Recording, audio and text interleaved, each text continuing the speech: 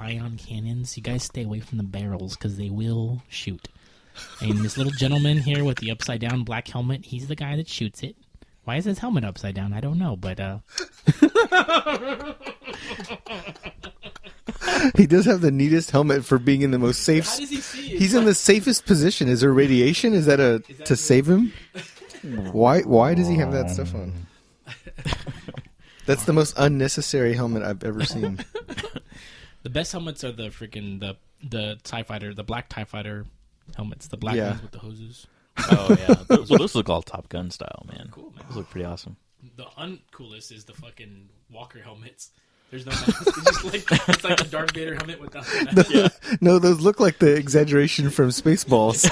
Like, why do you need a helmet for? If you're inside of it. So we can get it on.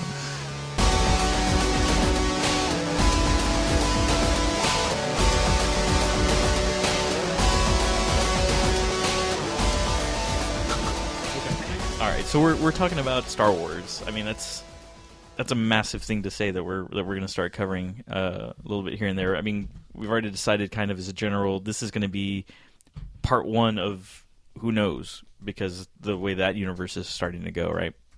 Mm-hmm. But what we can at least start with in this first part is talking about, like Mike was saying before we started rolling, is our own personal experience. So who wants to go first with their own personal experience? Who actually saw it in the theater? I did not. I was not alive. It debuted in 77. That's true. So we were not born. You were alive because you're 42. That's right. Good job, Mario. Not 42. How was it? I'm only a couple of months older than 77? No. Oh. Okay, I was 79. Rick? 79. Mike? 9. Okay, so yeah, we're all the because same Empire age. came out in 80, so we were one-ish. Yeah, but I'll have to double check. I do know that I might have psychically absorbed it because my parents took me, not me to see it, but I went with them when they saw Empire Strikes Back. Oh, okay. So I was a baby. Yeah. So I don't remember it, of course, but right. I know I was there. So I may have absorbed it through my skin. Yeah. Osmosis. See, I remember the Ewoks. That was 83. So I might have seen it at the theater. I don't know. I don't think I saw that in the theater either. I remember seeing it on tape. Maybe that's where I saw it too. I have no memory of. Wait, which is the one where Spock dies? I definitely saw that one in the theater. Wow. What? Into Darkness. Spoiler. Burn. You're supposed to say spoiler first. The movie's out for 2 years. It's on Netflix. Go see it, people. It's free. Some people are still catching up. I've just started the pilot for Breaking Bad. Stars Benedict Cumberbatch. Does anyone ever notice that Benedict Cumberbatch looks like the adult version of that kid from Can't Hardly Wait, the one that steals everything? Actually, I thought he looks like one of the announcers from the pod race. Young Anakin Skywalker. I thought he looks like one of those guys. He does have an alien face. Look up those nice two way guys. to bring it back around. Look up those two dudes, man. Those two announcers from the Tatooine race. Okay. There's Quajanero, on the starting line. I don't even want to go into episode 1, 2, or 3. You looked it up. Yeah, the two heads. That's Benedict. I'm gonna have to look it up too. Cumberbatch. The one on the left with the hat looks like him. I bet you. I wonder. Every time I think of something stupid like that, you do a Google search and someone's already thought of it, and they put the two pictures together. What did you say? What did you look it up? I looked up pod race announcers. No Star Wars. That's the first thing that comes up. Pod race announcers. Oh man, that's phenomenal. Ooh. Oh, that's funny. There's even a toy. Wow. There's a toy of that guy. Oh my god, yeah, you're right. Holy crap. So everybody listening, just Google that real quick, pod race announcers, and you'll see half of it looks like Benjamin. Benjamin Button. Yeah, and Cumberbatch combined. Okay, so... The other one looks like Willem Dafoe. Nah, probably not. No. Actually, it looks like Willem Dafoe from John Carpenter. Okay, so what was the name of the character?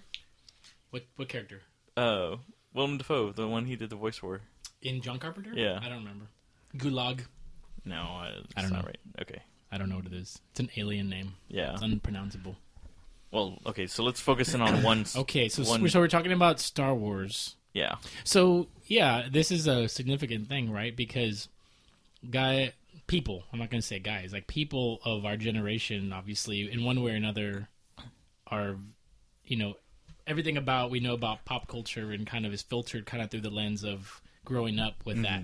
Kind of the same way that, like, Nirvana in the 90s music, kind of everything that we listen Informed to is kind of pushed through that filter or seen through that prism.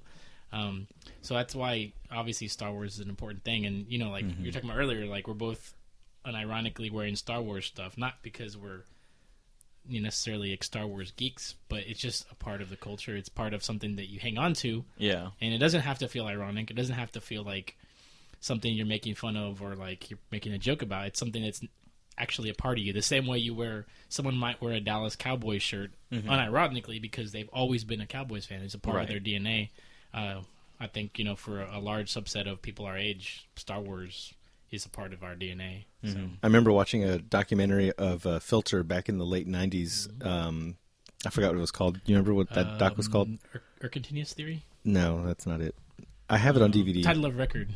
That's before. Title of DVD. Yeah, that's the one. They changed, but the actual VHS tape had a different name. I think the VHS one is the one I have converted to DVD. I don't have that one, but in it, like Richard Patrick is talking about like stuff. They show him in the mixing studio, whatever, just messing around, and he's just wearing this black T-shirt, and it's got Star Wars on it, but it looks like the credits, like the opening credits, just simple, nothing else. It's just a black T-shirt with just the yellow Star Wars. That's it. That's all it says on it. And I remember thinking I must have been like 19 or so, and just in the back of my head, it was like, oh, it's cool. Like, it's okay. It's not a bad thing. And not that I was ashamed of it. I wasn't. Right. But it was neat to just see other people that you think of as larger than life. Because at the time, Richard Patrick's like huge hero, as big as like, Kurt Cobain and Eddie Vedder and Trent Reznor and Maynard James Keenan. Those names are like polarizing names for our teenage years. And so to see one of these like badass rock stars with a Star Wars t-shirt, like, oh, wow, this is a uniform thing for all of us. And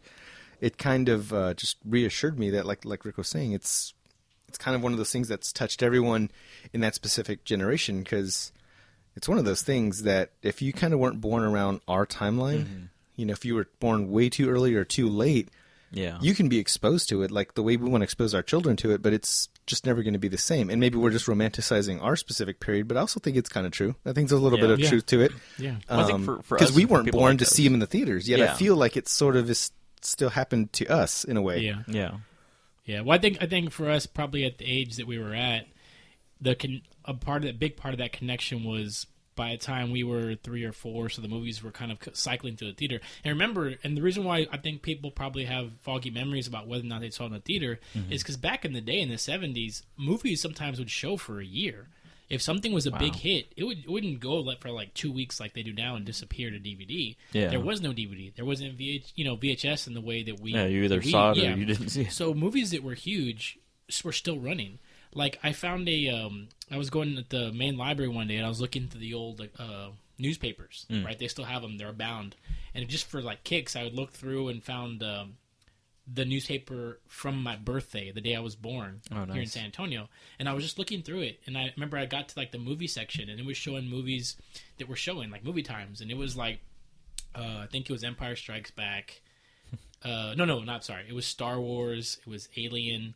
It was a couple of the big movies, but they were movies that had come out maybe 2 years before. Yeah, and they were still showing because they were that big of a deal. So that's where you have to kind of put it in that context of things that were like, pardon the phrase, but like game changers in terms of pop culture and the way movies and everything else that came afterwards were looked at. Yeah, because you have to remember like that kind of like, I don't know if it was just that summer, but that time period when Star Wars came out. When Jaws came out, those two specific movies are always kind of like, have bookmarks on them as either, birthing the blockbuster era or killing, cinema, era, depending on who you ask. So it is, I mean, like, on a personal level and in the larger scale, of culture, I mean, you see how significant that it was a really important touchstone. Well, let's paint a picture, because you mentioned that you're wearing Star Wars garb. Rick, what do you have? I have the Princess Leia Jabba the Hutt's barge outfit on. It's barely covering the package. It's really uncomfortable. It's digging into my groin. No, I'm just kidding. Oh, my finger. I have a black hoodie, Boba Fett hoodie. Nice. And the emblem, the name of the emblem? It's the little Mandalorian symbol. I don't know what the guy is, the monster, but it's their symbol. It's on his shoulder. Mm-hmm. Michael? I've got my, I've just got a regular t-shirt on. Let me see. It was a birthday present a few years back. Very nice. I see got Luke. Justin Bieber on it. I think it's got a little Bieber.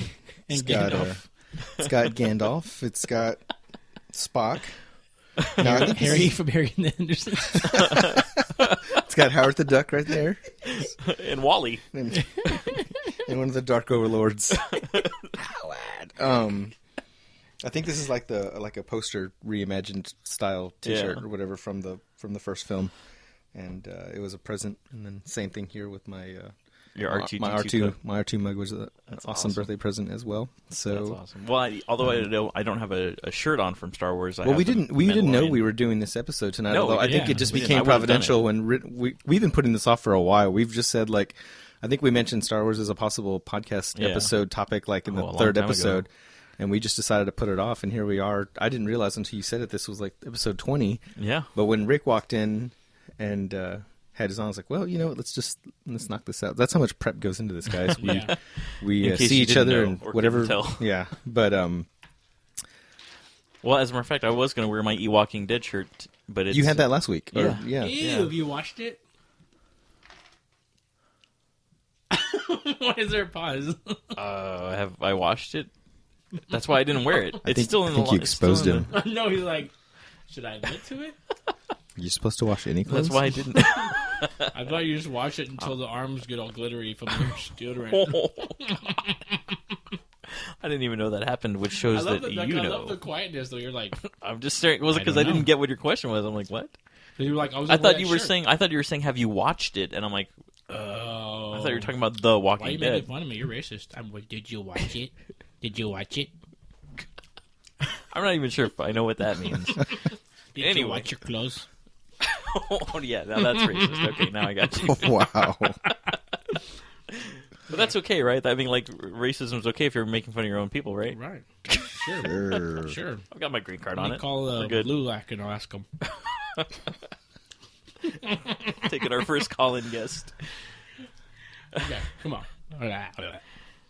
Okay, so yeah, but I do have the Mandalorian sticker on the back of my car. Nice. So I do rock the Star Wars stuff. And Jimmy has a tattoo, right? On his forearm? Yeah. That's legit. Oh, yeah. My cousin has that Mandalorian symbol on his forearm. And shout out to my barber who has it, I believe, on his calf. Nice. Yeah. That is an awesome symbol. I always wondered. I don't know what animal is it. It's not a bantha. What animal is it? I honestly don't know. I don't know. Maybe they'll cover it when they do the Boba Fett movie. Maybe somebody out there knows. Send us a message. Go, you dumbasses. It's a meat man. You should know. How can you not talk about it if you don't know everything? You don't know anything. God, I thought these things smelled bad on the outside. Ooh. That's from Star Trek. It's when they're at Planet Genesis. Is that from Battlestar Galactica? It's when they go to Planet Genesis and they open up Spot's coffin. That's the best. Spot's coffin. Is that one of the dogs that they set up in Oh my space? God, Spock stinks. Fucking rotten Vulcan corpse. Smell like chewed up beef jerky and dirty socks. Okay, so what are your okay? Let's start with episode 4 because that's the place to start. Which one's episode 4? A New Hope. Oh yeah. Let's start with that's how A New I know Hope. it. Let's start with a new. And I didn't know that until much later in life. Like I never kept track of it. I was just always thought 1, 2, and 3, and then somebody's like, "Oh, they're making the prequels," and I'm like, "What the fuck are you talking about? They're making the prequels." Oh yeah, episode 1, 2, and 3. I'm like. So I rewatched and I'm like, oh, episode. I never realized that. That's a cool moment, right? Like I think at some point in time after you've seen Star Wars or any of them a couple times, but specifically Star Wars, that's a cool moment when you actually see that, really notice that for the first time. You go, it's episode 4. Right. What did I miss? That?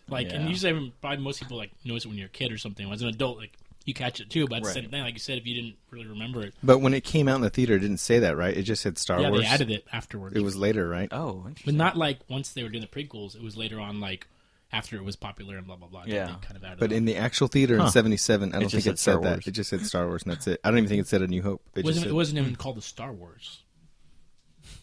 Was it called Uncle Ben? You're supposed to jump in.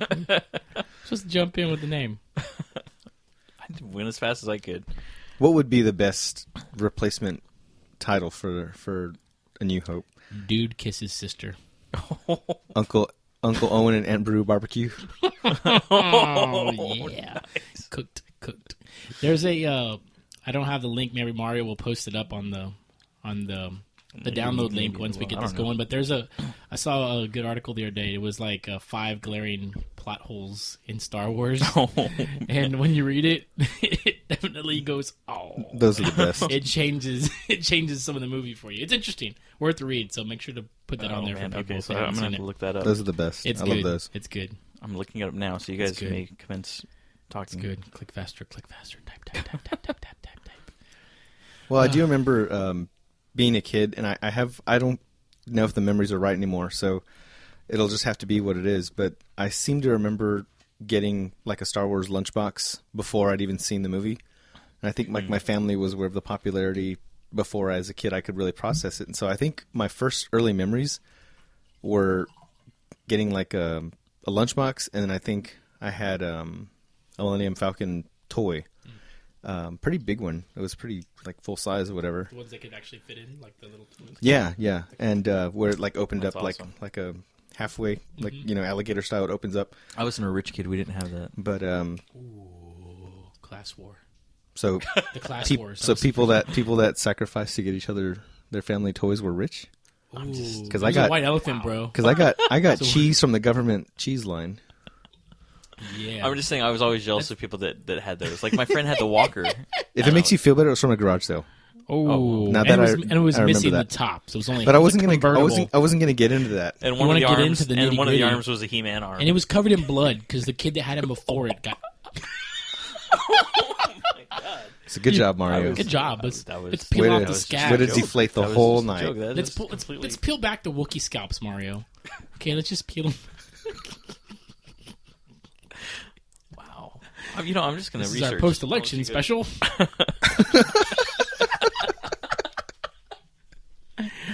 Let's talk about the new district attorney. That's a hot nipple issue. I never had any of the Star Wars toys. I don't believe. I'm pretty sure I had a lunchbox and I had that Falcon, which somehow turned up missing. But that's pretty much all I remember. Like having I thought the lunchbox was super cool because it was metal tin.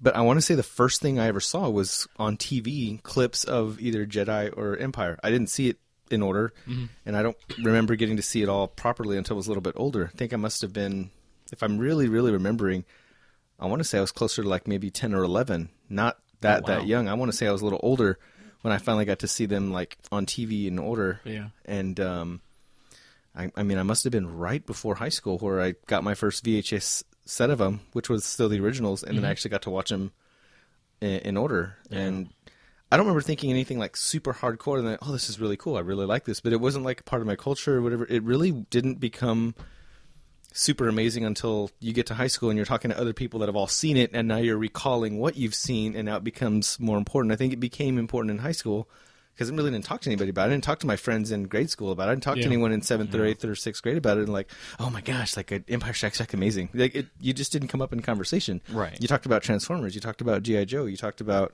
when are we going to go play basketball or go play outside and stuff like that. It just sort of happened, at least for me. And so I think the real big hoopla became when they were going to do the prequel thing. And the cool part for me, what I do remember now, this is kind of the moment for me, was when they said, before the prequels come out, they're going to re-release the originals in the theater, and that became cool. I remember my friend Moses and our friend Moses and I, we went to the theater to see A New Hope re-released in the theater, and that was amazing because I'd never seen it on the big screen. That's kind of one of those things for me. It's kind of a reclamation of lost time that we weren't alive for. Right. Like when Alamo Drafthouse did the Godfather thing in the theater, I finally got to see that movie in the theater on the big screen. It was an amazing experience. So. Man. The prequels thing, I think, just got everybody excited because you get that first. I still remember that first trailer, and it was probably the first movie I remember where a trailer became a big deal for me. Where I'm just sitting there in the theater, to watch whatever we were there to watch. I don't remember what it was in '97. It might have been the re-release movie, but you see that green landscape and you just see that first Naboo, brown ship just slightly hovering over the grass or whatever. And you see the little kid. The grass was shaking. You see the little boy with the Jedi style garb just running around. I'm like, oh my God, that's, whatever. Yeah. And it started pulling it all together. So I don't know. It feels kind of like one of those things where you've always known you've known it, but it wasn't like, at least for me, this big giant thing. Yeah, because I didn't have all the toys either. I didn't have all this crazy stuff, but I don't know. Somehow it just became more important as I was older than when I was a kid. And I wish I could really, really remember it better, but I don't have like this giant memory of like, oh my God, I had all these toys and all this stuff. Because for me, like the toys I was real big on hoping to get was like the Transformer stuff and things like that. So, Pony. Well, that and my Easy Bake Oven. Nice. Wow. Gotta make the episode 21 bronies. I think my younger cousin had one of those. The stuff was actually really good. I remember like actually sneaking a bag of the brownie mix and making one myself. And nobody had gotten home. I think just like my grandmother was at the house and I cooked a brownie or whatever. I was like, wow, this is really delicious. That's cool. It's such a big deal because you shouldn't be touching it because it's girls. It's the girls' toy. Pink. It's like actually it was pink, right? Purple? Yeah, I don't know. I've never seen one. I think they're pink. And stuff was hot, man. The little tray thing was Isn't that weird? Did people get burned with those things? You never heard about any issues, right? You never heard of like any fires or melting or weird stuff? We should do an episode on bad toys. Find out all the law. We'll have to do real research for the first time ever because everything's been off the top of our head. Yeah. Well, no, that's not true. Episode 2, I researched Call of Duty. Did you really? I did. Why? What did you need to research? Because I had only played Modern Warfare 2 and up. So I didn't know anything about the prior games. I didn't know that. You didn't tell us that. World at War. Yeah, I didn't know. I was clueless. There you go. But actually, I have to take back what I said earlier. I did have one Star Wars toy. Oh, because you were rich. I knew it. You were rich. It was a one-of-a-kind Star Destroyer. I don't think anyone else... So I wasn't rich enough to have more than two, and they were $10,000 each. Here's where it gets sad then, is that I thought it was C-3PO, and then when I resaw the movies and I was playing with my C-3PO, I realized it was actually the robot that put on Luke's arm. The one with that muzzle face. I looked at it, I was like, it's not C-3PO. It was the, what's his name, right? It's one of those, I forget what they're called. The medical droids. Yeah, it was the fucking medical droid. Every once in a while, someone would buy you a Star Wars toy for a gift, and you'd be like, awesome, and you open it up, and you're like, oh. And it's one of those, you're like... Yeah, that's exactly what happened to me. I don't know where it came from. I don't know if my parents bought it or what, but I ended up with a medical droid, and I thought it was C-3PO for a long time. That is awesome. But you're telling people, check it out. Okay. That's awesome. But like I grew up on the movies. I think they were pretty ingrained in me. They were part of the things that I did during my summers at home. Was I'd watch like Neverending Story, Dark Crystal, the Star Wars trilogy, and the Godfather trilogy. Mm-hmm. That was my summer. That was exactly what I would watch. And I must have seen the episode 4, 5, and 6 a billion times combined. But I never, like I said, that was the only toy I had. There wasn't a lunchbox that I had or anything that I recall. My uncle was big into Star Wars. I think that might have lent itself a little bit to it. Yeah. I don't recall because I was so young, you know. Yeah. But I remember being a huge fan as a kid of the Ewoks, and then growing up and going back to that movie and being like, that wasn't that great. Like, as far as the 3 movies, that one doesn't stand up specifically with the Ewok portion. I think that's the one definitely, because at that point, you know, it was... it appealed probably most to kids because it was supposed to. Because they were like, oh, we're making toys. We're making millions and millions. Yeah, by the time they got to that third one, that's how it ended up happening. But funny thing is that I had dubbed them from TV onto VHS. Mm-hmm. So I never had the VHSs, never had the DVDs or whatever. Mm-hmm. And then, of course, those wore out just from sheer watching them a billion times. And then finally, when episode 1, 2, and 3 came out, after I regrettably saw all 3 of them, gave them a shot. But I went online to torrent and look for the original Star Wars. So after spending countless hours downloading anything that I could find and only getting the redone Right. And was it in versions. glorious 240p? God, it was disgusting. It was Wait, are you talking about the quality of the reviewing? No, the quality was or great. The quality was fabulous. You're talking However, about how they changed. it was when George Lucas went back and fucked them all up. Really? Yes. And I say that because I am a purist. Jabba was fat. He was not purity? short. Han didn't step over his tail the way they... I mean, it looked horrible. I don't even know, like, oh, we're so proud of our effects. We're going to do this song and dance with this alien. And then they go and they fuck up the way that Han Solo looks walking over somebody's tail. They fuck up the way he dodges the shot, the blast from Greedo. Greedo. Okay, I'm sorry. Han shot first. I'm a purist. They should have called him first. Guido. That's what I thought his name was when I was a kid. It wasn't until later I'm like, oh yeah. Makes I think that's what happens I when thought you- the same thing. That's what happens when you grow up on Star Wars and Godfather at the same time. I actually never saw Godfather until Michael showed it to me. Really? He screened it for me Wow. one night. Well, I'm glad you popped his Godfather cherry. Whoa. Gross.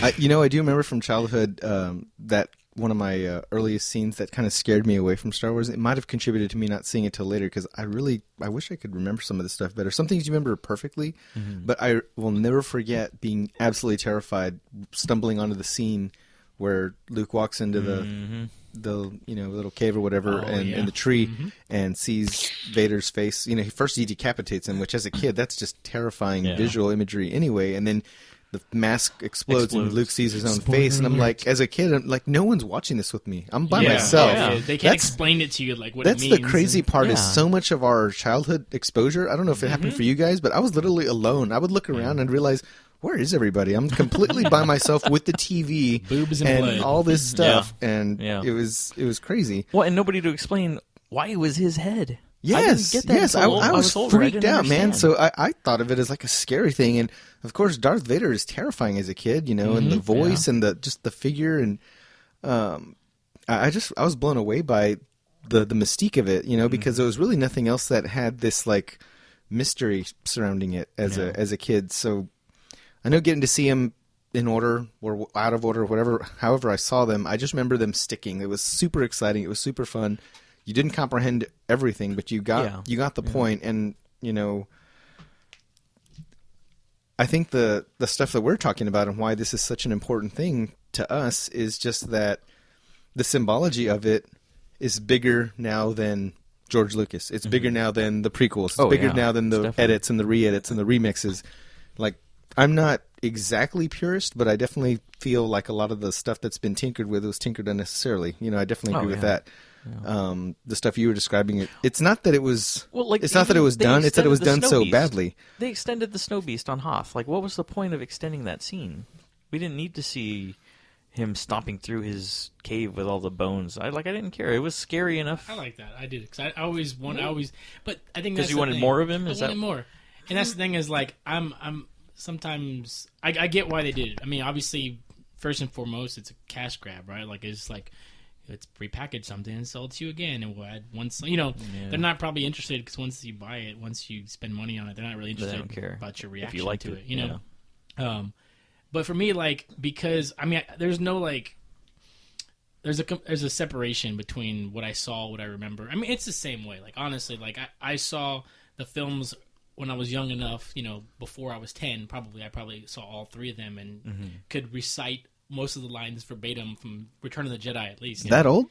Yeah. So I'm saying by that time, I had already watched them plenty of times. So you remember as a kid, like watching them that often and seeing them that much? Oh, absolutely. I have an embarrassing story. I'll tell. That's amazing. No, that's awesome. I wish I had that because at this point, I think it'd be one of those incomplete memories that would become complete if someone could tell me. Like if my mom could be like, "Well, Michael, don't you remember when I took you to Century whatever theater and we saw this or we sat you down and put the tapes in," I'd be like, "Oh my gosh, yeah, I remember." But right now, it's like obscure. So, but like you said, like I think, like so many other types of culture. I mean, specifically, we're talking about Star Wars.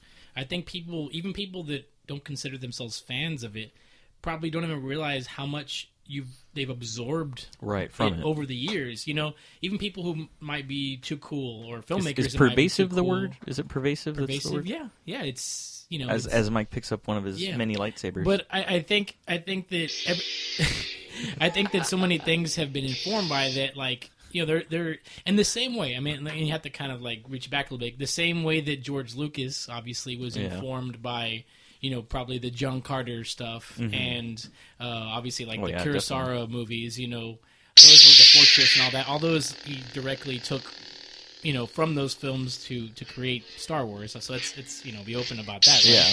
So it's the same thing. Was that Seven Samurai? Kurosawa? It was the Fortress, and there was another one. I don't know what they're called. I haven't seen them. I don't like it. I actually saw that. Black and white.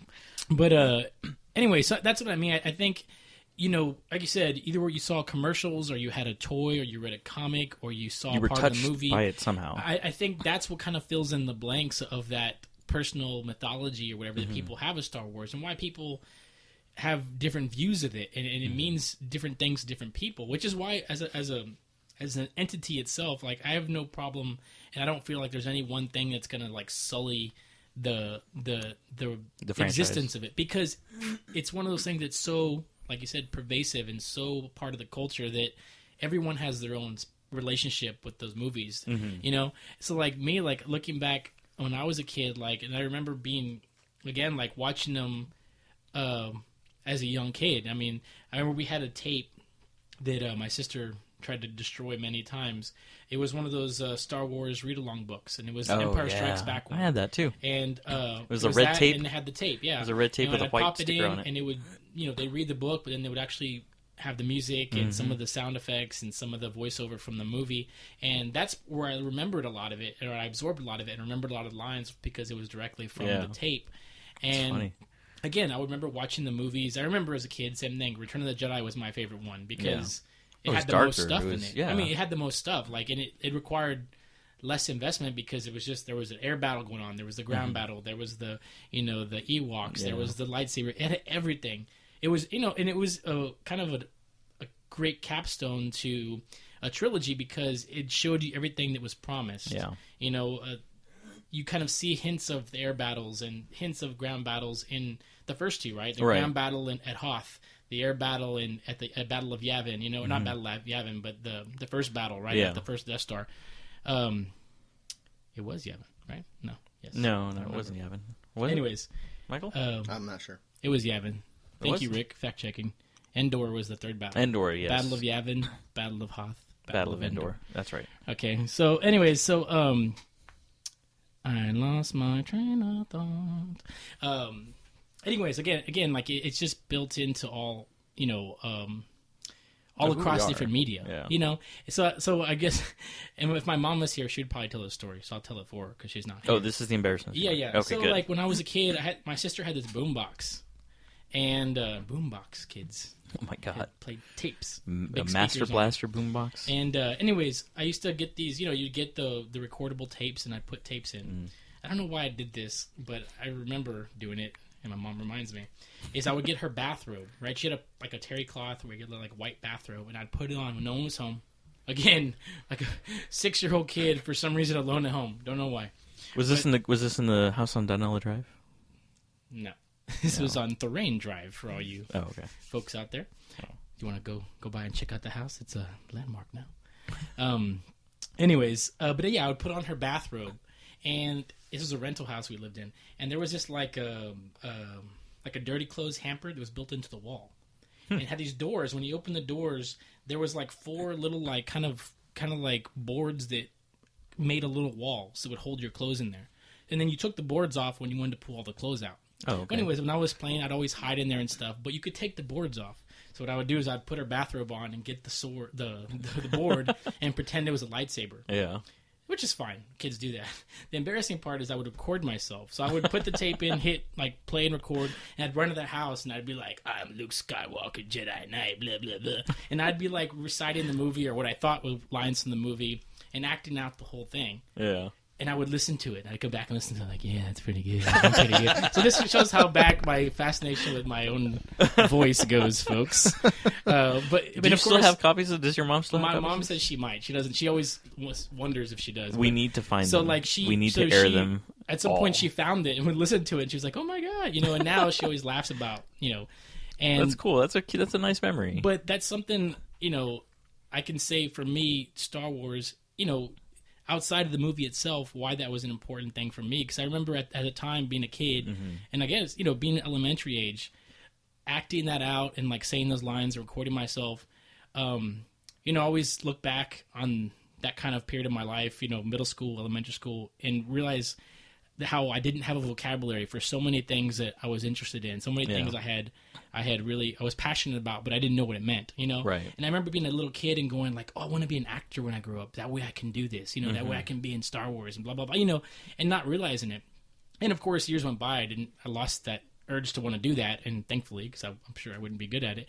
But it informed some of my interest in film, and some of my interest in filmmaking and writing. So that some of the things that I kind of plod along with on the side were definitely informed by those formative years, which were kind of directly or indirectly, inspired by Star Wars in so many ways. Yeah. And I think it's kind of, interesting now that because Star Wars is such a part of the culture where, you can go to Target and there's 20 Star Wars shirts, or you go to, whatever that store is in the mall, right? Spencer's. Whatever. Yeah, that one and the other one. Anyway, Hot Topic.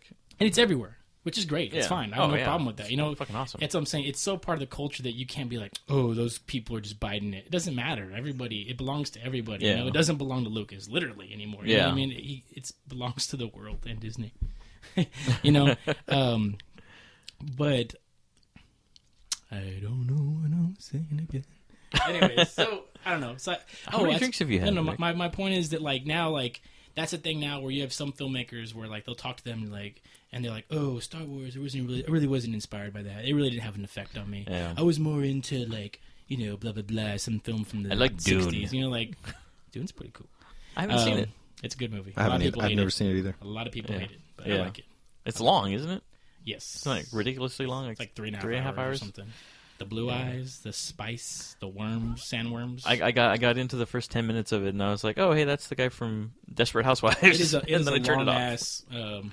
Some parts are very boring, but there's cool parts. See, to me, Dune was there was no point to watch Dune and waste 3 hours when I could watch 2 Star Wars films. I wouldn't say it's a waste. You should watch it. Yeah, maybe I will. I'm not going to tell you it's awesome and you'll love it, but I enjoy it. It's something to at least bank. You can see Sting without a shirt on, knife fighting Kyle MacLachlan. You can see a giant bunny infant fetus inside of a giant aquarium. You can see a fat man floating in the air until he gets popped. Thrilling. You can see the sandworms from Beetlejuice.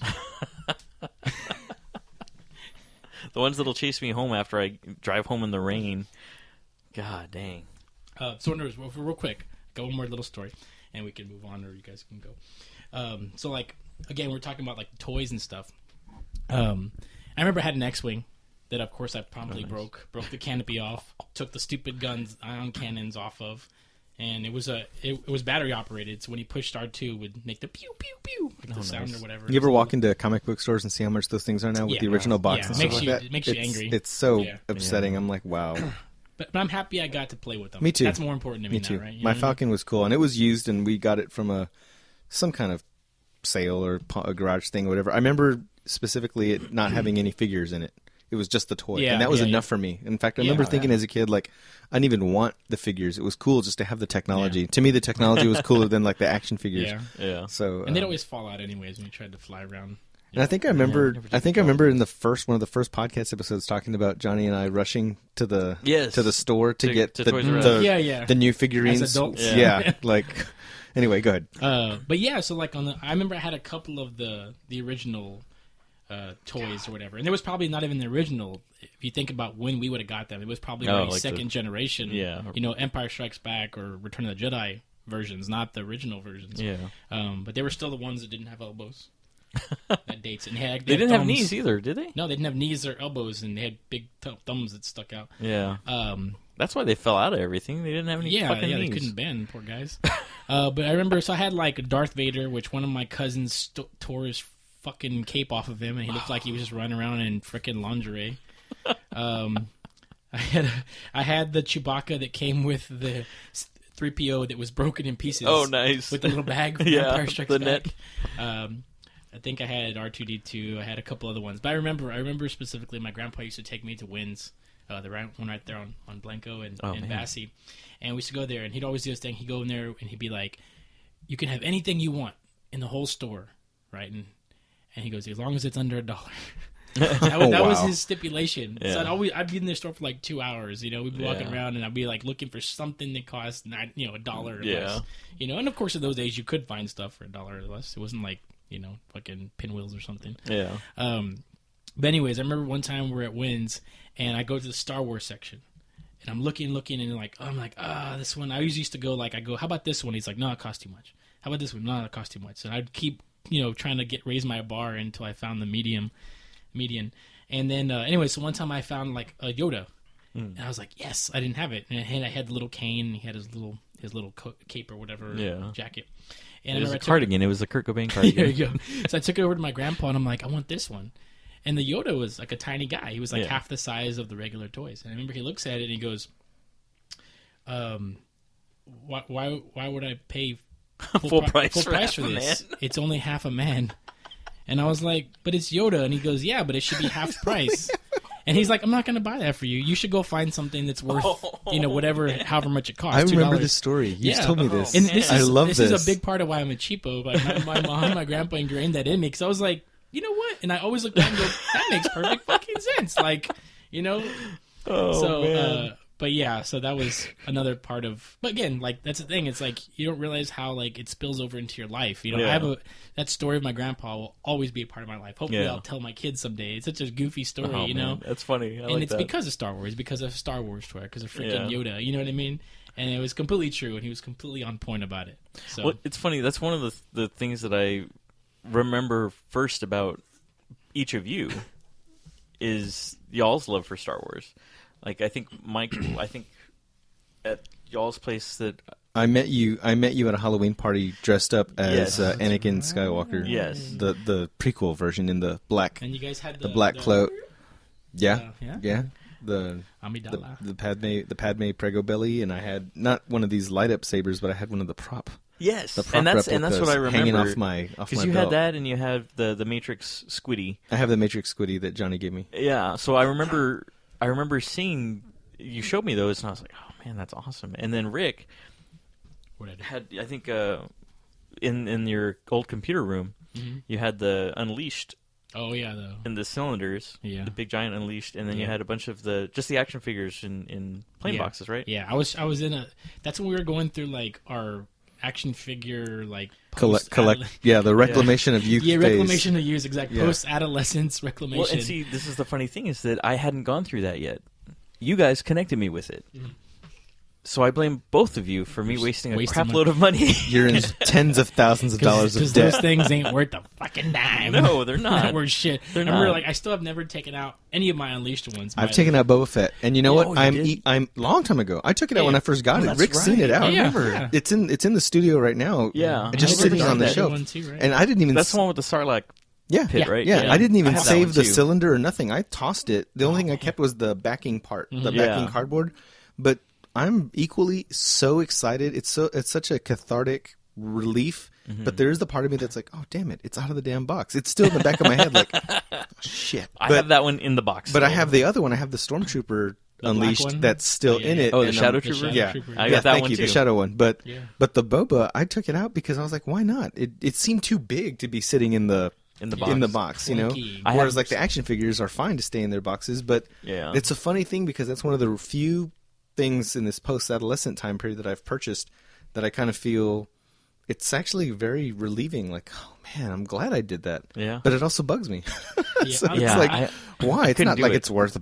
I've got 4 of those $100 guys because of you. I've got like you mentioned the Boba Fett. I've got the Shadow Trooper. I got the Best Buy edition Darth Vader and the Target edition Darth Vader. All 4 still in their cylinders. And I was gonna sell them maybe 2 years ago when we found out we were gonna have a baby. I was like, okay, well, I need to start getting rid of all this shit because we're just not gonna have enough room, and I need the money. And I had gone to Heroes and Fantasies or something, whatever's over by Cinemark Theater on 410. Heroes and Fantasies, yeah. Heroes and Fantasies. Yeah, it's a big one too. So I go and I take all 4 of them, and I'm expecting something, you know? Because like last year I looked on eBay and they were like $40 for the Shadow Trooper, $60 for the Vaders, and $80 to $120 for the Boba. I get there and the guy's like, "I'll give you $40 for all of them." All of them? It's like less than you bought them I was for. like, and I'm putting them back in my car. Yeah. But I mean, I can't blame them because the price at that point had dropped because the economy had gone to shit at that point. Well, not just that. Is it nowadays everything is stickered with collector's edition, limited edition, Best Buy only, Target only. I have a couple of those too. And at some point, if everything is a collector's edition, then it's obviously it drives down whatever market there was for it, and nothing's important. And nowadays, either you create that market with like comic books where you have variants, or you actually have misprints, or and that's what it used to be, where the errors and the misprints were the only valuable. Yeah, real and kind of things. now that's how it is now, because again, there's so much they can mass produce that stuff to such an extent that it's never gonna hold any real value. You buy that stuff and you have to sell it like that first 6 months after you get it, when people are looking for it and they can't find it in the store, and then so it's the same thing. And I still I can't. You being liberated is great to hear, because I want to do that one of these days with something. I know, right? Same here.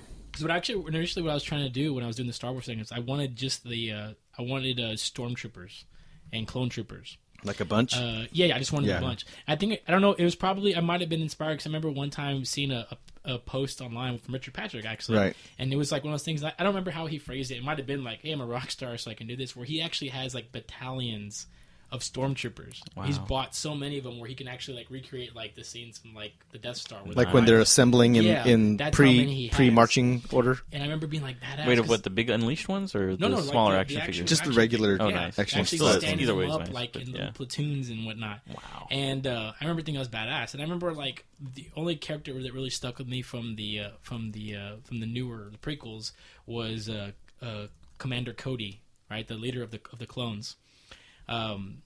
And so that's when I really wanted. I wanted him, and I started collecting the different clone ones, and then the different blah blah blah. And then I started slowly picking up. I remember one of the first thing I did was I went and found a Yoda. I found a fucking Yoda. Did you pay half price for him? No, I stole it. Just kidding. No, I paid for it. And R2D2. Anyways, so all that stuff that kind of started me again, like buying the Unleashed stuff. I remember I even bought the stupid Unleashed Bumblebee. Transformer. Stupid thing. I remember seeing that too, and I was like, man, that's really cool. Didn't buy that. Yeah, I've got a bunch of crap. Even when the G.I. Joes, they did the same thing with the G.I. Joes and started putting them out. I started buying some of those. And then I remember this is the brief 5 seconds where I had disposable income, I guess, which is, look back now and laugh, right? I remember I went and bought, like, online, I found, like, my Eddie George, McFarlane, character, and my Barry Sanders, and that's right, I remember those. I think Jeff gave me a Drew Bledsoe Dallas Cowboys McFarlane doll. And a couple of them, and I have two, not one but two Dwayne Hickses from Aliens. And none of them I've ever taken out, because no matter what, like you said, like I always wanted, like I just want to take them out, but then I'm like, I'm gonna take it out and I'm gonna be like, all right, let me set it on the bookshelf. Like, I don't know what to do with it. Well, the next day, the price will just skyrocket because everybody opened them. Well, I want to make it clear that I've never not opened these things because I thought they'd be worth enough money to sell them. Right.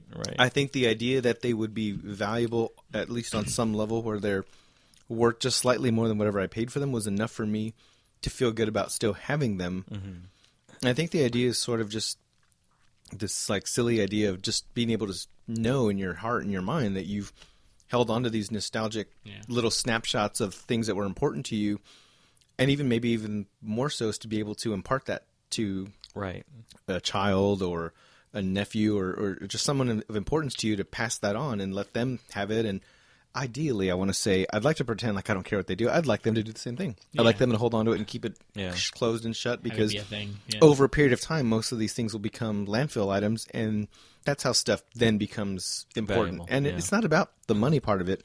No, it's intrinsically valuable. But I think the Star Wars, the part about Star Wars we haven't talked about yet is that all of these things, all of these memories, really do transcend the actual movies. Like you were joking around about the plot holes and stuff like that. Like Boba Fett is like the most polarizing character from the original movies, right?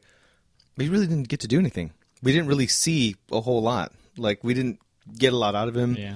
And he meets a pretty easy demise, and it's really not all that. Like he's this imposing figure that didn't get to do a lot. And in the prequels, it's like when Sith came out, Revenge of the Sith came out, and I was thinking like from the trailer, like, oh my god, like this General Grievous guy looks amazing, and someone's holding multiple lightsabers in one hand, and it's just, oh my gosh, how are they going to top Attack of the Clones? Because that was such an amazing follow-up to basically was a letdown Phantom Menace movie, right? And with the exception of the final fight scene, everybody was sort of like, oh, at least for us, our generation, right? Yeah. And so when Sith comes out, this character Grievous, like, oh my gosh, it's going to be amazing. But in the actual film, it's like, oh.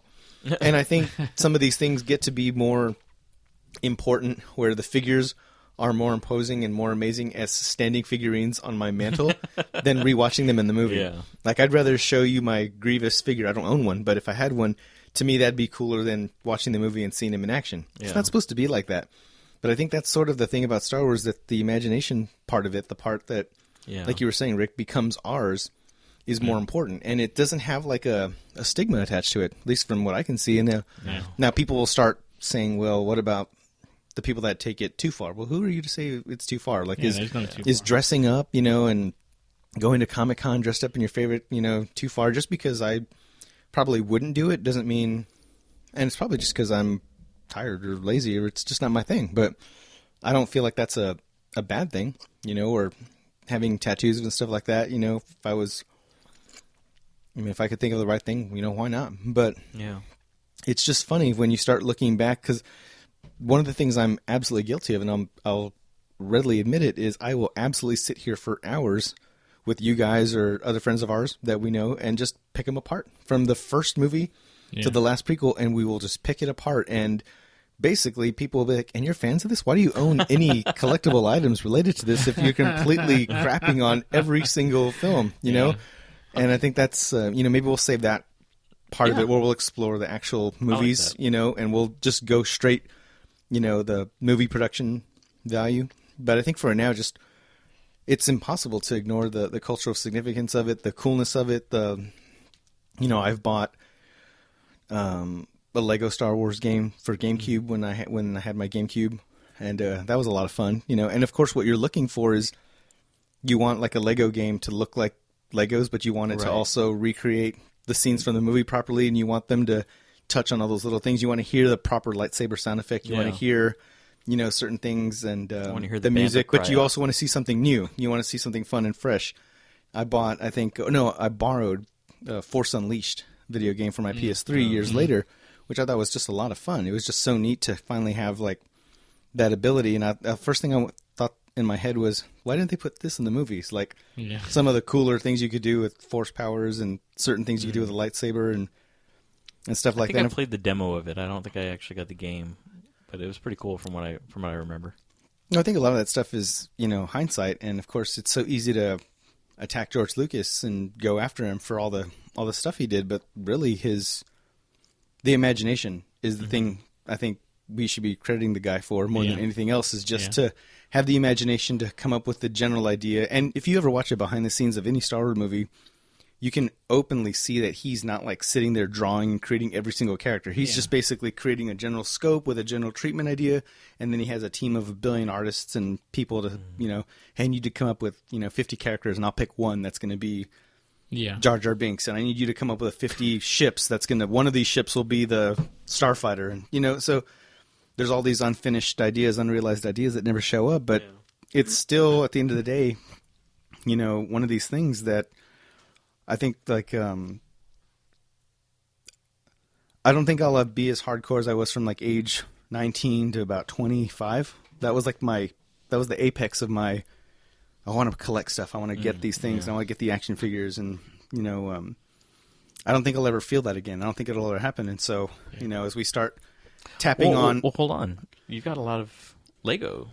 Yeah, because I never had those as a kid. I always wanted those big Lego sets as a kid, and the only Legos I really got... admit, they're pretty fucking awesome. The only Lego sets I ever got were the free ones that came in the McDonald's Happy Meals. Which I pieces. Yeah, and I thought back then that was a big deal. Yeah. So because it actually went together. Yeah, and you could put it together. You're creating it. So I've never owned a full-scale Lego set. So...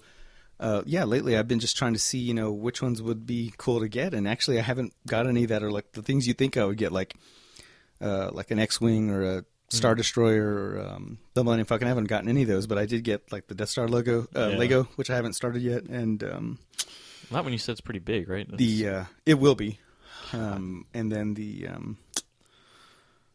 Jabba sail barge. That was the first one that I bought on purpose, and specifically because I wanted to see Max Rebo come back to life. I thought he's a pretty innocent guy in all this, and he got blown to bits. To play his music, man. He just wanted to play music, man. And it was pointed out to me though that technically he was laughing when Jabba was threatening to send Luke down the thing, and he was one of the guys laughing. So I was then you got yours, man. But that guy probably made fun of his songs, man. That probably was like, "Shut up, man." Exactly. Shut up, you stupid. My fantasy football team was Max Rebo band for a while. Oh yeah. I don't know if y'all remember that. Yeah. With the blue Max Rebo for you guys is the blue. He's the little blue elephant looking dude, man. I think that guy's awesome looking. I love him. Yeah. What was the chick's name with the little tiny lips and the big meatball body? That was she was a singer. That's one of Mario's favorite. That's a re-edit. That's a brought back to life. No, thing. they did a CG one, but she was in the original. She was in the original. She was gross. It was like I don't even know why. It's like a boob with legs. She should have just stayed that way. I don't even remember I don't honestly remember the CGI version of her. I just remember how weird she looked, and they made it worse. And she was all like scantily clad. Well, and see, hitting on that point, I have to credit Jedi with me figuring out that I enjoy bondage. What the hell? Because Leia as a slave, everybody can admit things you never think you're going to find out or hear from Mario, or out loud. Go ahead. You might as well keep going. Everybody, a guy who can't get behind me on this. Whoa! This is not getting better, man. Are those Darth Vader's gloved hands on your shoulders? Oh my gosh! That didn't come out right. No, that's what she said. Princess Leia. Okay. As Jabba's slave. So you want to be? So you want to be Jabba's slave? No. Having her in bondage. What? That's a good thing or a bad thing? What do you? Princess Leia dressed the way she was. That was hot. So you're in favor the idea that she was at the end of like. So you're in favor of the oppression of women for sexual objectification. Just Princess Leia. Back then. But what if she wasn't chained up and she was just wearing the iron bikini? Oh, I mean, it's still hot. Don't get me wrong. But it's hotter that she couldn't go anywhere. It was against her will. He was probably in a way violating her off screen every time. Every time, and the little I was just like videotaping it. That's Salacious Crumb. Salacious Crumb. He was that's the one that'd be like. He was putting it on the Star Wars universe's version of YouTube. Defilement of Leia. Man. I'm glad you appreciate that. I have to say that's my favorite. Which is slimy because you're saying you're into bondage in your real life because of that scene. No, I'm not into bondage in my real life. You. No, ironically, I'm not you into were bondage in my released real from life. your inhibitions by bondage. I was. No, I will. Yeah, I gotta restate all that, fine. Don't I? It's fine. No, I am not currently into bondage at all. So anybody listening to this, I am not currently into bondage in my own personal life. Right. You have belt marks on your neck, by the way. That's a whole other thing. But no, it's just I just noticed that's a leather strap. No, but seeing Princess Leia as a sex slave, essentially. I mean, although to think about what the hell was Jabba doing with her? Like, he didn't have a penis, unless it was a cloaca penis. You love saying that word. Or the tongue. You love saying that word cloaca, don't you? There was kind of like cum on his tongue. It was that was tongue, gross. Right? Who, on Jabba? On Jabba when he tried to lick her? When he was sticking his tongue out? Yeah, there was a lot of that dried, that saliva stuff. Yeah. That I always think of. What's it from Con Air when John Malkovich is like, for me, or something between that stuff you find under the ground and that white stuff that accumulates at your mouth when you're really thirsty. Jabba was thirsty. He just wanted someone to get him a drink. He probably, his hands probably couldn't reach to his mouth. Oh, he could because he got the frog. Yeah, he got the frog in his mouth. He could reach his mouth. So what? So Princess Leia? No. No. So what is the question? Is that hot? Like, yeah, her. She was hot. The outfit was hot. I don't necessarily think I don't make the connection that she was held against her will. I don't find that particularly attractive. Right. I prefer people to enjoy of course. the defilement they take part in. I mean that's a lot of you figure everybody got a piece of that. I mean, Lando probably had to go along with it. Lando had to go along with it. He couldn't blow his cover. R2 had to watch it. He probably hologram videotaped it. I mean, it's disgusting. It's a disgusting display, Mario. And now that I'm thinking about it, I'm just gonna. Do you think they had time to get the Rancor in on that? He might have. They might have. And that's what the Sarlacc was really waiting for. Just that, that big tongue, big long slippery tentacle. So then Max Rebo probably died appropriately because he probably got in on that too. He was in on like, the gangbang. Hey guys, we're gonna take 5. I'm gonna go hop backstage, and it's like we'll be back in a little while and play your favorite Cantina tunes. And you know what he did with that? Bringing the Cantina to you live on the sail barge. This is Max Rebo. And you know what he did with that hose nose? Oh, yeah, what that thing didn't do? go to waste. What did he do? I'm just saying. You brought I'm having a delayed reaction to that. In your mind. You brought the topic, though. I'm just getting realistic for you. I remember this, Rick, in high school when we'd be sitting next to each other in like class or whatever. Who did you used to draw and pass it to me? You would draw a Star Wars character. And, it was you would draw the guy, the one that has like the hammerhead head. You remember that? The hammerhead. Who's the one that? that face swooped Yeah, forward. from the cantina. Yes, Mos Eisley. we'd be sitting in class. We'd be sitting in class together, and I would just get a paper from Rick, and it would just be that guy's hammerhead from the Mos Eisley kid. It was perfect, though. It was a really good drawing. See, guy. I never had anybody to share that stuff with, like that love man. of Star Wars. You Like missed nobody out I on knew. private school, man. Like to me, the first movie I got to share with people my age that we cared about at all was T2, Terminator 2. Yeah. Before that, like I couldn't share Godfather with anybody. I couldn't share Untouchables or Star Wars or Neverending Story or to mention Dark Crystal. People be like, I don't even know what that is. Labyrinth, and I'm like, oh no. Yeah. Those scared me. I watched those, but those scared me. So I have less of a connection just because they were terrifying. And now, of course, watching Labyrinth, and you see the whole wiener. Yeah, I don't need the to whole see wiener that. sticking through the No, I leotard. don't need to see that bulge. It's gross. David Bowie. Ugh. So if he was bonded up, you'd be all right, though. You'd be like, yeah, David No. Bowie's bondage. Not at I will all. say that Jennifer Although, what's Connelly Jennifer was the Connelly, main yeah. reason. Her and her eyebrows. What movie was this? Her big furry eyebrows. Labyrinth. Labyrinth. The baby with the what was it? The baby with the what was that song? Oh, don't sing it, please. Not because I don't like your singing voice, but because that song hurts my ears. I know what song you're talking about. But it gets jammed in your head too, like No, a it doesn't. splinter. I refuse. It's like a I splinter close my in your mind. I mind. compartmentalize. Wow! memory of If that. you Google Hammerhead Cantina, he comes up first search. Well, what else would come up under Hammerhead Cantina? Come over here. What's his name? Momal. MoMA Nadon. I would have never known I that. named my kid that. My That's first from kid. the Wikipedia, by There the you way. go. Actually, so hilarious. I was also on that. No, I'm on something. Yeah, I'm on the Wikipedia. Oh, he's That's got a right. body. Look at this picture. That's filthy. This is all I remember seeing as a What kid. does he eat? Does he have a mouth? He has a He cloaca on his head. kind of looks like Grundlefly, doesn't he? From He the does. top, doesn't He he look does. like Seth Grundlefly? He does. Interesting. Though, real quick, the creature on the Mandalorian armor is a mythosaur. Interesting. That's from the homeworld of the Feds. Now I know.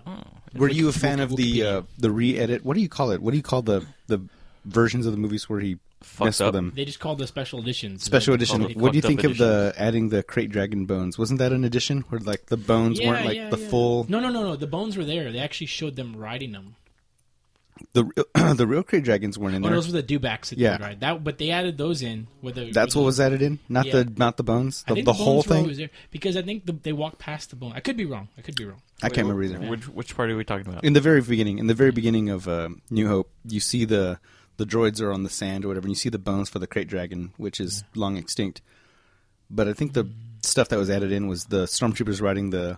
Yes, Dewbacks? that was horrible. But you might. Why is that bad? What's wrong with? What's your beef with that? Well, because of the way they did it, it was so obvious. Like It was 1997. Give him a break. But here you go. Here's my thing: is that they were like, we're so proud You're critical of of the CG. Yes, I'm Not an incredibly. edition of it.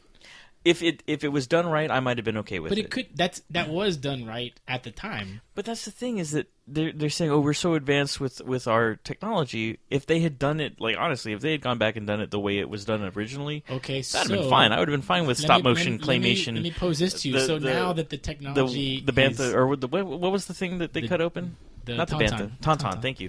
When the tauntaun's in the clay, it's like. Like it looks like stop motion clay. Yeah. Had they done that with what the stormtroopers were riding, I'd have been been fine with that. I might have been okay. I might have been like, okay, that's cool. So it was, but it was because like... of the fact that they used their original film, nothing wrong with the original film. I love it, but it's desaturated and it's low contrast, and then they take computer animation, CGI, high contrast, high image detail, and high saturation, and lay it on top of it. So your issue is with the merging of the two. Yes, it was. So you're saying the CGI alone was fine if it had been in its own movie? On some parts, because you don't like the green screen effect where it looks like there's green screen. Yes, it looks horrible. It looks horrible. Okay. Why didn't they just find a dewback in the Galapagos Islands to ride? You could have ridden a Komodo dragon. Those things are pretty fucking big. Fucking A, right? Fucking alligator. Now that would be more interesting. Like, how'd they get that guy on an alligator without it biting his fucking leg off? No, it's interesting. So what if we pose this hypothetical? Okay. If they were to make a special edition now, using, for example, like the Avatar technology that James Cameron came up with. No, I wouldn't watch it. But you said it was because of the quality. What if they were to be able to seamlessly blend it? Since it would be the third time that they'd be doing it? No. Okay, so let me ask you another hypothetical question. They fucked up the second time and they lost me, so I'm not going to give it a third time. Okay, so hypothetically speaking, so 10 years from now they come out with a special edition, and that's the first exposure, full-on conscious exposure that Dylan has to it, and he loves it. Are you going to be like, Dylan, that's not the real shit? Yes. Let me show you the real... Really? Yes, hell yeah. For which one? I was giving him a hypothetical. For his hypothetical if they come out with another version, ultra edition. and it's seamless and perfect, and there's no... Define seamless and perfect. Did they desaturate the CGI? Did they make it fit in properly? Did they delete the singing I'm just saying, alien? Seamless means that you can't tell the one from the other. That's all I'm saying. You can't tell one from the other. That's it. From the overlaid footage onto the background of the previously shot film. Mario. Seamless. You can't tell the difference. They're perfectly blended. You can't go, that part's added later. That part was added before. Okay, minus certain scenes, sure. Okay. I don't need the alien singing with the freaky lips. I don't need that. That's garbage. I mean, I wonder. I'm not completely disagreeing. If they did the snow beast in that manner, I'd be okay with it. I like that. But the Snow Beast, they didn't even do him like CGI or anything. It was just more footage of him. It looked like it was a little off. I don't know. I gave it. I mean, it they a might have shot tried to recreate it. They might have done exactly what you said. I don't remember. I'd have to look it up. Somebody out there. Hopefully, some of our fans become interactive and start to comment on some of our 12 listeners and tell us how wrong we are. I don't know. I think the worst thing from the original trilogy being messed around with for the special edition that came out in '97 or whatever was the damn girl with the lips in the in the Return of the Jedi scene. Why do you keep calling her an alien? Well, they're all aliens, but that's a good point. Even the humans were aliens. They're true. They're people too in that universe. Just leave them alone. Okay? She was CGI. Don't be like when that. Princess Leia got shot in Return of the Jedi in the hand, right? Did she not bleed because the laser cauterized the wound? Yes. Yeah. Cool. But when Obi-Wan cut that dude's hand off in the cantina, there was a very bloody scene. A very gross, bloody scene. It didn't cauterize. That's right. Well, it didn't cauterize, Mario, because that was a messy alien that he cut up. Yeah, that was that was the poon face, right? He doesn't like you. Yeah. I don't like you. He doesn't like you. I don't like you But the pig nose is the one... The other guy is the one that got it. The one that didn't speak English. Because he's talking through the one that didn't speak. He got it. That guy probably got his friend killed. The guy's like... He's have you ever seen the Robot Chicken with that guy? No. He wakes up in the morning. He got like a wife and kids and stuff, and he wakes up and it's captioning him. And he's like, and the caption's like, "It's going to be a great day today. I can feel it." And he's like, kisses his wife and his kid goodbye, and he has a briefcase and he goes to work. And they're like, that guy's like, "Hey man, let's go get a break. Let's go get a drink." He's like, "No, I've got work to do." And they go to the bar, and there's Luke, right? And he's telling Luke like, he's like, the caption's like, "I really like your hair." And the guy's like, "He doesn't like you." And the guy's like, "Hey, that's not what I said." Luke, it's amazing. And Obi-Wan steps in. He's like, "This one's not worth the trouble." And the guy's like, he's trying to defend himself. And Obi-Wan cuts his arm off. He gets fired from his architect job because he can't draw anymore. Oh, it is awesome. amazing, and that is why Star Wars is incredible because it's everywhere. It's I gotta watch Robot Chicken. I never caught on to that. when you say his friend got him killed. That's exactly what happened in that Robot Chicken. Oh, God. Oh, that's good. I gotta watch that. Oh man, That is good stuff. you know what I love? I love seeing the Halloween pictures when people put their dogs in the Walker outfits. Mm-hmm. Have you seen that? Did you see my dog's Halloween costume? Yes, I did. What was it? I remember seeing it. I don't. Did you like the picture? Yes, I did. It was on Instagram. No. Yes, I did. I'm crying. What was Lincoln wearing? Oh, he had the rider on his back. He was a fake tauntaun. He was a real tauntaun. A real tauntaun. No. And then Because didn't Carolyn have Yoda and Vader?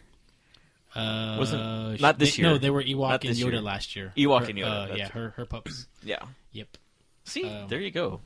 There you go. There you go. So what if George Lucas did the special edition, and for you as Superfan 99, put in the missing gangbang footage from the barge, complete with bondage? How would you feel about that? Seamless, all humans, so you don't got to worry about Any CGI alien or aliens. All humans and puppeteers. All right, guys. Thanks for tuning in for this episode. No, you're not getting off that easy. He never gets off easy. That's true. Needs at least 2 or 3 hours to get cooking. Madman. Hey, did you hear about the Mad Max redo? That looks badass, by the way. I haven't seen a preview for it yet. It looks badass. Yeah? Fury Road. Check it out. Who's the? It's a no name, right? It's Tom Hardy. Oh shit, it's Tom Hardy. Yeah, and Charlize Theron. All right. Okay. And some other people. When is it the coming guy out? that did the original is doing it. That wrote That's the badass. original? Yeah. Well, nice way to tie George that back in. Miller. The guy who did the original, is it New Hope and Empire? Lawrence Kasdan, The writer? Lawrence Kasdan. he directed He's- them. I don't know about the writer. Who wrote? Because isn't the writer that did those two doing Work 7, on the- 8, and 9? I think Kasdan wrote the script for Empire with Lucas and then directed it. Okay. No, Yeah. Irvin Kershner directed Oh, Empire. that's right, Irvin Yeah, Kershner. Kasdan did Thank write the you. script. Yeah. Thank So- you. Good But call. yes, I think they brought him But in Lucas to- wrote one by himself. Which one was that? Was that That was first one. okay? The third one. The fourth one. The first one that was fourth. He wrote A New Hope. What a fucking A New conundrum. So and by and large, people say that was the worst out of. None of them were the That's worst. what I've. People are stupid. None of them were the worst. No, That's and I revisionist wouldn't- nonsense, you all. You all. But basically, No one they're says you saying all. I'm excited because the writer of my two favorites is coming back for the next movies. All right. I like that continuity. All right. I can't wait. Can't wait. How do you feel about Bad Robot directing? JJ? Yeah. JJ Abrams? I don't know. We'll see. The jury is out. Some of his stuff I enjoy. Some of it I enjoy less. next time. Yeah, Oh, next time okay. we'll get into that in a little bit more detail.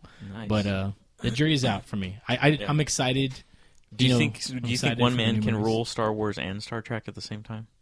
No. I think that's why they're probably going to use different directors and different writers for the next ones after that. I think he's laying the groundwork. Yeah. He's doing the Lucas. He's laying the groundwork.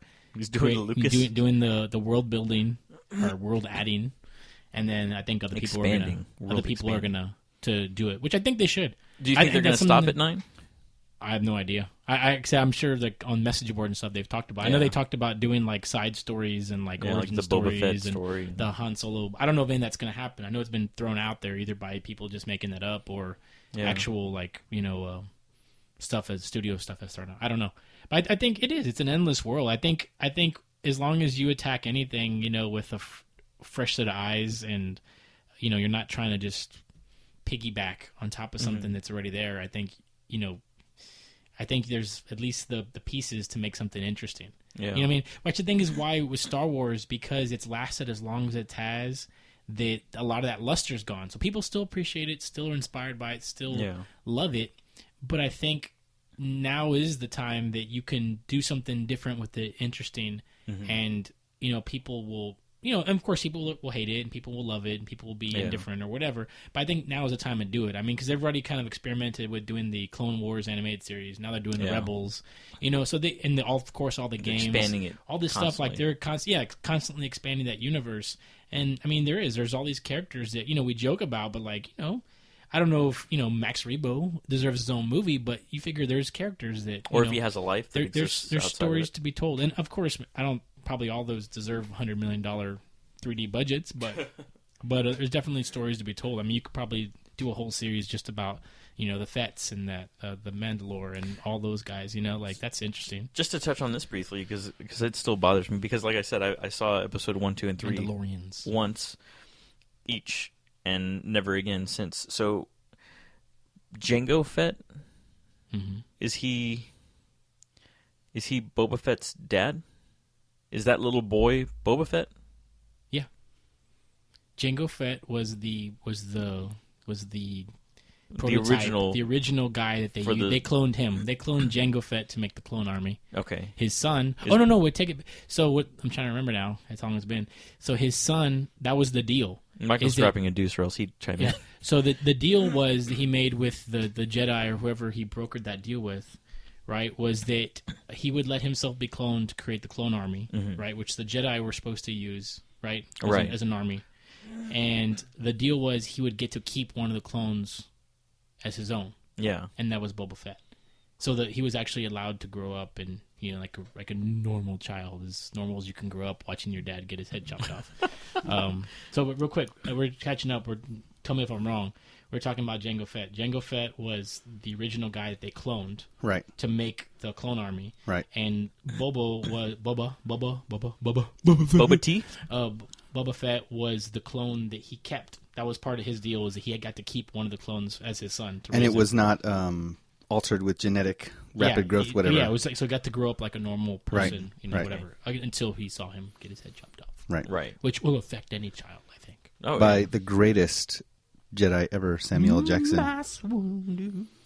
So cool. So glad they put him in there. Blade. I'm so glad that he got a purple lightsaber just by asking to be different. Mm-hmm. That's not why he wanted purple. Wow. Lots of currency. Salacious Graham likes it. Okay, so Mario's going to put up a couple of links. Yeah. Or this is the end of this portion. Yeah, I've already got the link for whatculture.com for 10 giant plot holes you probably missed. Right, and keep an eye out. You got to highlight it to reveal the invisible text, but there is a hidden text link to the Sail Barge Gangbang video. And directed by Mario. All right, Leia. I love you, Mario. Yeah. I love you. She was beautiful. Right. Yeah, I feel funny enough. She lost like all the weight. She lost all her weight. So what? What if she hadn't? Would she be less beautiful if she hadn't? Would she be less 70 years old if she hadn't? Yeah, well, man. Yeah. I mean, I guess the no, she did. You know what? Really Thank God she lost the weight. That is. Well, is she off the drugs finally too? Oh, damn, dude, coke, right? She was coked out for a long time, right? Like in the freaking 80s when Paul Simon dumped her. She did a stand-up special. Mario, give peace a chance, and then man. We're gonna get sued by Carrie Fisher. She did a stand-up show a while back, and she did pretty good. She was pretty funny. She had some pretty funny shots. I don't think that her goal in this next set of films is to look what she looked like in your bondage fantasy. I think she'll be more of a matriarchal position. Yeah. Oh no, she looked like. What's the lady's name who was old, but she wasn't. Mon Mothma? Yeah, I don't want to say she was hot. Many Bothans died to bring us this information. Well, then why'd you send them? And what is a Bothan anyway? Exactly. That's what they don't even care. Which scene was that? That was the party that Saddam Hussein belonged to, wasn't it? What?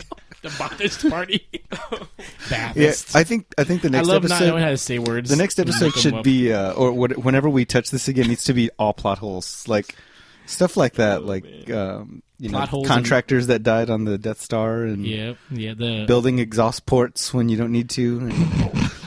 actually, Michael, I was wearing ridiculous helmets, and we'll have the guest Rick, who's That's right. We're gonna have a special guest. Give us the intro from him. You don't even get a taste, but we have a special guest. Okay, We will have okay. a special guest on location. Okay.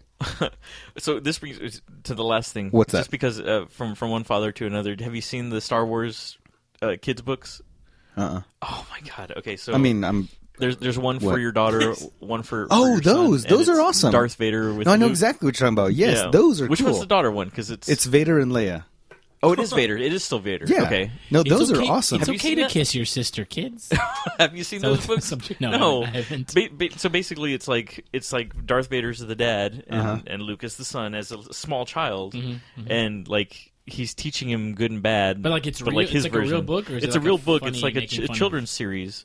Not series. I don't know if he does other ones. I know he's done those too for Luke and Leia. But it's like for Star Wars fans who have a daughter or Star Wars I fans got who you. have a That's son. cool. That's cool. And it's So like check that out. a bedtime story kind of thing. And each page is its own little standalone little one-page comic that's like a little moral or yeah, or something like to funny learn. things, or like what I'm trying to. I wish I had pulled it up before I started bringing it up, but I gotta find. Bear with us as I pull up the names of these Star Wars kid book. Vader Dad, maybe. Let's see. Oh my god. Oh, Darth Vader and Son, by Jeffrey Brown. Let's see. Darth Vader's Little Princess is the one with Leia. But like, it's funny stuff. Like Leia's having a tea party, and Vader has to be there because it's her dad, and she's got like a little Ewok next to her, being like one of the dolls. That's horrible. Not going to repeat that. No, you can't repeat it. Go ahead. All right. So keep going. Yeah, let me pull up some images from these books because they're just adorable. No one can see them. Put a link. Those Put a link. books are great. I'll put the links up.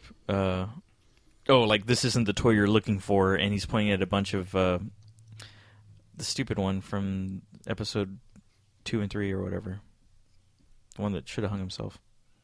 And I'll post links to something else. Okay, both of these guys have checked out. Mike's on his phone, Rick's on his I laptop. thought we were winding it down. We are, but I'm asking a question. Oh, okay, sorry. Go I'm ahead. asking a question. Go ahead. Nobody's paying attention. No, to go me. ahead. Ask your question. The stupid Jar Jar Binks. So What about Luke Jar is Jar pointing at Binks? a bunch of Jar Jar Binks, I and thought Vader's we were- like, "This isn't the toy you're looking for." I get it. Or like, let's see, another great one. Luke is doing Halloween. He's dressed up as a stormtrooper, and I think it's Uncle Owen and Aunt Beru, and they're saying, "Aren't you a little short for a stormtrooper?" It's kind of I cute get it. stuff I like get that. it. I like it. I would like to see the real thing. Or they're It's in the TIE interesting. fighter, and Luke is in a baby seat right behind Vader, saying, "Are we there yet?" And Vader's like, "Not yet." Just funny, cute like little it. thing. I think I'm most impressed with Mario's ability to try to transition everyone's brains out of his bondage, oppression, It's worked a couple of times. orgy You scene, are. and then he's like, "Oh, he's so sweet and likes kids books." Yep. Bondage, Yep. Mario. Yep. Did they do it? They should do one with Django Fett and Django Fett. Tango and Cash? Fett. They should do one with what's his name? Django Fett Jenga. and Boba Jenga. Fett. The No, game it's- that you play with the no. bricks. They should do one with the kid Django. seeing his dad get just chopped up. Wow. What? Well, I'll What did he post- do? What did he do with that head? The last scene is him That's holding my that impression head to of his head. He's holding the helmet with the head in it. A, how did the head not slip out? And B, what did he do with it? Like, It was a bloodless head, was it? Right? yeah, it's cauterized. It's cauterized from the saber. So the purple lightsaber will cauterize your wounds, not the... Maybe Obi-Wan's didn't because he was old and the saber had lost its intensity from the crystal that was inside the technology of the saber. yes. Yeah. That's good. Yeah. That's great. You Now like you're that? talking. Yeah. Now you're getting technicals. I like it. Yeah. I like it. Funny thing, just real quick. Did you know that, one of my favorite things when I heard the prequels were going to be coming out, I was so freaking stoked about Part 3 bridging Part 4. And I remember thinking like, oh man, you've got these legendary moments in A New Hope where Obi-Wan's telling Luke, like, your father was a great pilot. And, when I met him, he was blah, blah, blah. And, he wanted you to have this when you're old enough, which is actually bullshit because he didn't want him to have his He's a lightsaber. liar. But- Lying-ass but- Obi-Wan. You watch the special features to Revenge of the Sith, and you find out that they didn't originally shoot the scene where Obi-Wan picks up Anakin's saber and he takes it with him. They had to go and reshoot that because they were like, "Oh, we never actually filmed that. We forgot." Like, That was one of the most important things that I was waiting for. Like, I can't wait to see how Obi-Wan comes into the possession of his saber. It's in a box, right? That's got all this cool stuff in it, and he hands it to Luke. Yeah. I mean, you've got to think, how can you overlook that? How can you forget that? Well, that's how busy they were with all the grandiose special effects. Oh, right, that they right, put into exactly. And the melting of the arms and legs. Yeah, exactly. I mean, the face. I'm just saying that's the kind of stuff that drives me crazy. That would be like, if I could be anything, if in movies, if there'd be a job to invent for me, it'd be continuity police. editor. They do have That'd that. be me. There's people that do that. Well, apparently they it's probably have bad a lot of because if money, you watch too. any movie on AMC in the notes, there's like website, there's like 50,000 those people holes probably in get everything. fired. There's like you get one job and you get fired. There's like nobody that works on more than 2 movies. But yeah, there are people. Because they do is they take like pictures. Like they used to take. Well, I don't know how they do it now. Probably digital. But they used to take Polaroids of like sets and like props. That way they knew exactly where they were the next day and they could put them all back. And there's people that make sure that the script's being followed. Yeah. So you're right. It still happens, which is awful. And how Especially did, with that big and, of a thing. and so when Travesty. Obi-Wan says that he was already an amazing pilot, was he referring to the pod race? Because that was his first real experience as a pilot. No, That from was the Clone. He's talking about the Clone Wars. Remember, they fought in the Clone Well, he Wars. pilots. He didn't People pilot forget. anything in the Clone Wars. And No, no, like the actual events. no, but 10-year-old Anakin ends the freaking Naboo war by flying a starfighter and torpedoing another exhaust port, by the way, and or whatever it was, a little port that destroys the whatever stupid shield thing that takes out the droid the army. deflector shield. And you brought up Django, so I'm already getting pissed. How come if Django is supposed to be all the stormtroopers, how come in by A New Hope they all seem like volunteers? They don't seem like clones. Yeah. They're supposed to be the clones, but they all have different voices. Now, Yeah, if Lucas wanted to exactly. go back and re-edit, or Disney, whoever wants to re-edit another version, they should make that actor that was Django re-voice all the stormtroopers from the original I movies. feel like did they do that in the? Have they done something similar to that? I feel like where they tried to squeeze that back. I know they couldn't have done it with the special editions, but I thought there's something that I can't remember. Not that I know because they of. put Anakin in the. That's right, because they did another special edition, right? They did a brand. What are we talking about? There's a whole other special edition that they just yeah, did the with the Blu-ray. the Blu-ray. I haven't seen them, which is why I didn't no, think about it. I'm But not they did a gonna- whole. Oh, you don't want to see You're Hayden? right. You don't want to see Hayden Christensen replace Sebastian Shaw as Anakin at the end of Jedi? So that's this whole classic. time we've been talking that's about. wonderful. I've been going when they make another one. People are like, "They already did, dickhead." A year ago, it's called the Blu-ray Special Saga Edition, dickhead. Which is true. That's they did correct. that already. They did it already. See, Mario? Somebody. It's probably seamless. It's seamless. Terrible deleted scenes. Now we got to watch that. I have we not. we watched should them. probably spend some time and just rewatch them in honor of Let's this just episode. scrap this episode. We're gonna scrap it and go back and We'll rewatch. We'll do our research and we'll come back armed with we'll come information. back actually knowing what we're talking about. Well, What you funny talking about? little tidbit talking about them all being clones, but they were different heights. Also, aside from having different voices, Right. they were different heights. Well, I and that's always- obvious. But the scene, I don't know if you guys have actually seen it, but there's a scene where one of the stormtroopers is walking into a room. Oh, and he runs into And he the runs- yeah. I had to go back and actually watch it. Yeah. And oh man, it's hilarious. Yeah. See, and I'm sure they He's just explained like, this. It's probably been explained by now, but I always assume by the time that, because it's a generation later, that they didn't have any clones anymore, that they were actually people. They were that being they recruited. volunteered. Because you think about it, Oh, I see what because you're you saying. had the actual Imperial Academy, right? Because there was the Imperial Academy before there was like the dark side had infiltrated, right? It was Right. actually like a real thing. So like people were going to the academy, right? And that was the Imperial Academy. Right. Han Solo graduated from the Imperial Academy, so it's very likely he could have ended up, if he'd gone on a different path, he could have ended up as a Star Destroyer pilot, right, or a TIE Fighter pilot, or whatever else there was. So at that point, obviously, they are actively recruiting, Biggs Darklighter. Luke wanted to go to the academy, right? Because there wasn't a Rebel Academy, because the Rebels were, as by Anti-establishment. today's standards, terrorists. They were insurgents. The Imperial was actually the ruling body. It was the American government. So does If you that- wanna get down and gritty? Zeitgeist Addendum Part 2, 2.0378 beta version. Ooh. I think you lost Mike there. Yeah, overwhelmed. He's watching it right now. Zeitgeist. Yeah. Oh, I worship the sun. Fuck all that. Wow. All right.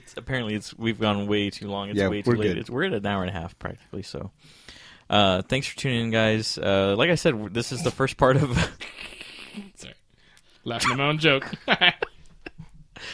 Okay, this will be the first part of like a probably multiple part thing that we do, just covering Star Wars. 26 episode. This is one of 26. I still say we should just do 9. This is episode. Then we'll have to do the 4. special edition episodes. Well, this will be okay. Well, there you go. That's how we'll get to 1 million episodes.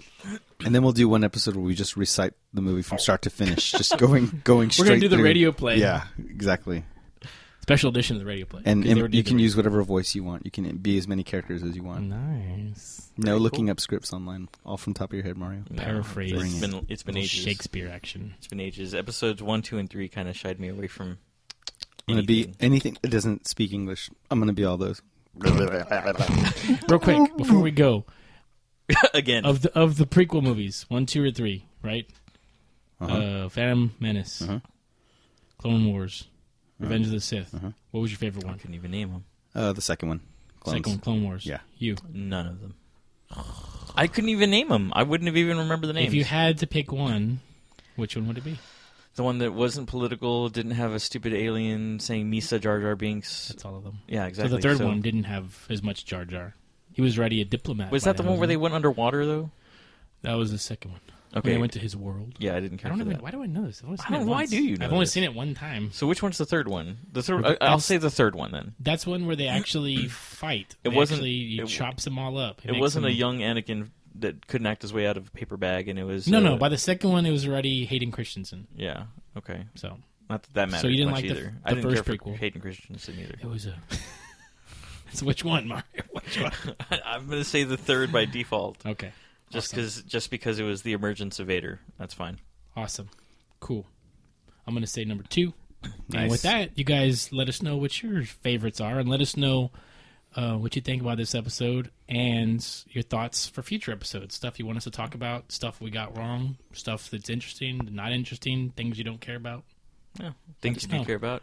And tell us how you connected with Star Wars. Tell us your first connection, either growing up or recently, or however you connect with it, if you connected with it at all. You can find all of our information on the show notes for this episode and every episode. We do have a Google voicemail set up at 210-802-1197, so you can call in, leave your voicemail, and we'll play it on air if we want, or not, whichever. Or if you pay us. Or if you pay us, and you can do so. You can own the show if you pay us. You can host it. No, yeah, you can. Not so much. No, I'm not driving any further. $100,000. Okay, sure. Then yes, they can. Credits. We're taking Star Wars credits only. Okay. Thanks, guys. Have a good night.